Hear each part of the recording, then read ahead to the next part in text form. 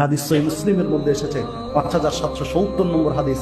আল্লাহ রাসূল সাল্লাল্লাহু আলাইহি ওয়াসাল্লাম বলছেন, হিসাব নিকাশের পরে জান্নাতে কে আগে যাবে এইটা এখন পালা। প্রত্যেক নবী রাসূল উপস্থিত আছেন, আদি পিতা আদম আলাইহিস সালাম উপস্থিত আছেন, ইব্রাহিম খলিলুল্লাহ উপস্থিত আছেন, ঈসা রূহুল্লাহ উপস্থিত আছেন, মুসা কালিমুল্লাহ উপস্থিত আছেন, মুহাম্মদুর রাসূলুল্লাহ সাল্লাল্লাহু আলাইহি সাল্লাম উপস্থিত আছেন। কে যাবেন আগে জান্নাতে? এই প্রেক্ষাপট, এই চিত্র তুলে ধরে বলছেন, আতি বাবাল জান্নাহ ইয়াউমাল কিয়ামা, আমি প্রথম ব্যক্তি কিয়ামতের দিন জান্নাতের দরজায় গিয়ে দাঁড়াবো। জান্নাতের দরজায় গিয়ে দাঁড়িয়ে টোকা দিব জান্নাতে, ফাস্তাফতি, দরজা খুলে দাও। দরজা ভিতর থেকে লাগানো, বন্ধ করা আছে। আমি সিগন্যাল দিব, ফাস্তাফতি, খুলো দরজা। আমার সিগন্যালের